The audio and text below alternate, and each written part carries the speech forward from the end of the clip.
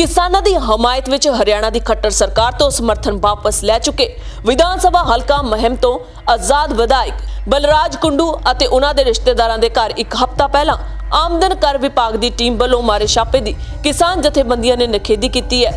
हरियाणा दी दर्जना खाप पंचायतां दे आगुआं ने रोहतक विच मीटिंग करके कुंडू की हमायत करन दा ऐलान किया है। उन्होंने सरकार की कार्रवाई खिलाफ निंदा मता पास करदिआं सरकार की लोक विरोधी कार्रवाई खिलाफ महापंचायतां करन दा सद्दा दिता है। खाप पंचायतां दे आगुआं ने इस कार्रवाई नूं बंद करन दी मंग कीती है।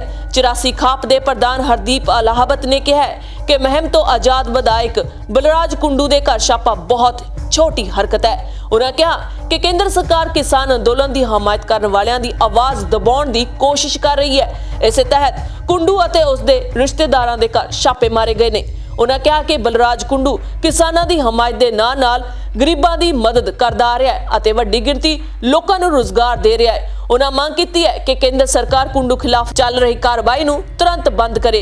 खाप पंचायतां दे आगुआं ने कहा कि केंद्र सरकार पहले दिन तो किसान संघर्ष नूं कमजोर करन दे पैंतड़े खेडदी आ रही है। सरकार ने पहला भी आड़तियां ते कई किसान आगुआं नूं नोटिस जारी कीते सन ते हुण किसान हमायतियां दे घर आमदन विभाग दे छापे मरवाए जा रहे ने। उन्होंने कहा कि किसान सरकार दी कोझियां चालां अगे झुकण वाले नहीं।